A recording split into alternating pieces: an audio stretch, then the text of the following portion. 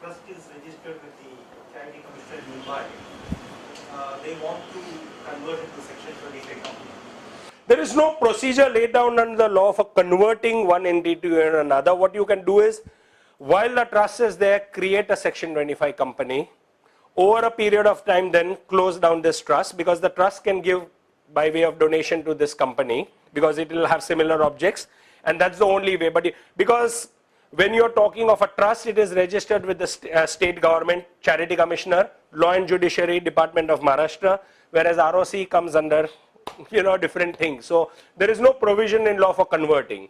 So if you decide that you want to convert one entity, you create the other one, get it all established, get it registered, get your 12A, ATG, everything. When it is in place, the old one can pass on all its surplus, etc. to this organization and then choose to wind up. Okay, let me explain first of all that there is a clear specific provision under the Societies Act for dissolution.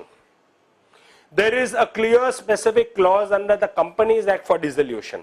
But where a trust is concerned, there is no provision. In law, therefore, we say that trusts are irrevocable creatures. They cannot be wound up.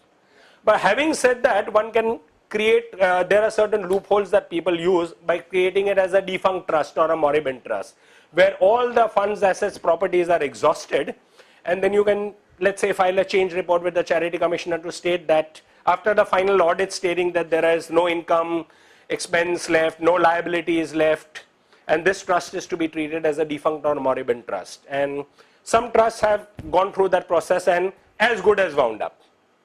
But there is no winding up provision under the Trust Act. In fact, many people go to the department and say, we want to wind up. And they say, under which section can I wind you up? See, in law, everything is run by section. It's like you go to a police station, they say, under what section should I book this person? Everything is run by section and jurisdictions. So there are issues around jurisdiction and issues around no provision under the Act of 1950 or the rules of 51 to wind up a trust. No, that donations from one entity to another is absolutely possible. That's never an issue. Where is the question? I mean, if you are telling me that one trust cannot give to another trust, then the Tata Trust, Mahindra Trust, Bajaj Trust would have been out of business 100 years ago. Their only job is to give donations to other trusts. Who stops a trust from giving to another trust for objectives that are similar? So yes, absolutely. Or there is also immovable property involved, you mean? That there are some issue because you cannot alienate property without permission under Section 36, etc. So it would be complex but not impossible. Let's put it that way. It would be complicated and complex but not impossible.